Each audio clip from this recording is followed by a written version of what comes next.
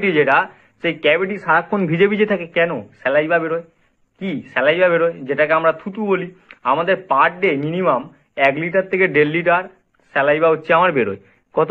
Minimum 1 litre থেকে 1.5 litre. এই যে 1 লিটার থেকে 1.5 লিটার স্যালাইভা বেরোচ্ছে, সেটা কোথা থেকে আসছে? টোটাল 3টে গ্ল্যান্ড আছে, ভালো করে দেখো। প্রথম গ্ল্যান্ডটার নাম হচ্ছে প্যারোটিড গ্ল্যান্ড। যতটা বেস্ট ছবি দেওয়া দরকার আমি দিয়েছি, মানে যেটুকুনি কভার করেছি আমি চেষ্টা করেছি বেস্ট দেওয়ার, যাতে একদম ছবিটা মাথার মধ্যে থাকে, যেন ভুল না হয়। এই দেখো, আমাদের কানের কাছে দেখবে প্যারোটিড গ্ল্যান্ড থাকে।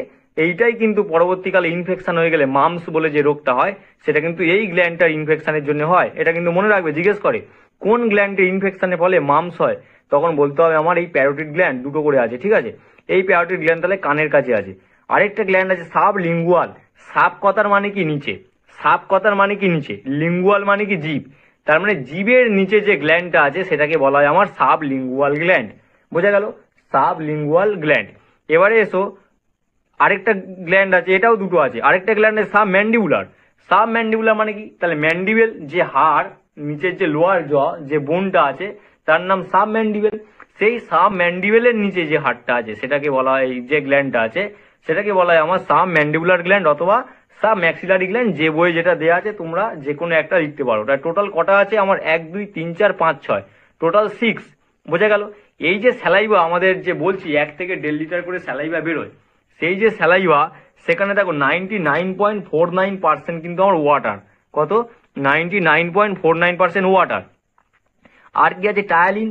আমি একটু আগে বললাম 5.6 থেকে 6.8, এখানে 6.9 দেওয়া কোনো অসুবিধা নেই, ধরে রাখবে 6.9। এবারে 6.9ই হয় এর পিএইচ, ঠিক আছে? আর কি আছে? লাইসোজাইম। লাইসোজাইম কি করে? যে খাবারটা আমরা গালে খাবারটা নিলাম, এই লাইসোজাইম এনজাইম কি করে? ওই ব্যাকটেরিয়াগুলোকে ব্রেক করতে চেষ্টা করে। আর কি আছে? এই বাকি 1%, NaCl এর Na+, K+, Cl-, HCO3-, এগুলো সব থাকে। এগুলো সবার একসাথে কম্বিনেশনে পড়ে একটা ফুডের ডাইজেশন শুরু হয়, মেনলি কার্বোহাইড্রেট। সেই জন্য কার্বোহাইড্রেট মুখে নিলে কি হয়? বেশ কিছুক্ষণ চেবানোর ফলে মিষ্টি হয়। কেন? মল্টোজ তৈরি হয়, নট গ্লুকোজ।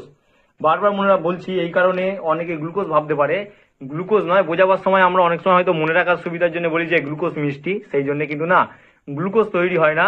এখানে ডাইজেশন, যে কার্বোহাইড্রেটের ডাইজেশন হচ্ছে, সেই ডাইজেশন কিন্তু অনলি স্টার্চ থেকে মল্টোজ পর্যন্তই যাবে, তার বেশি যাবে না, ঠিক আছে?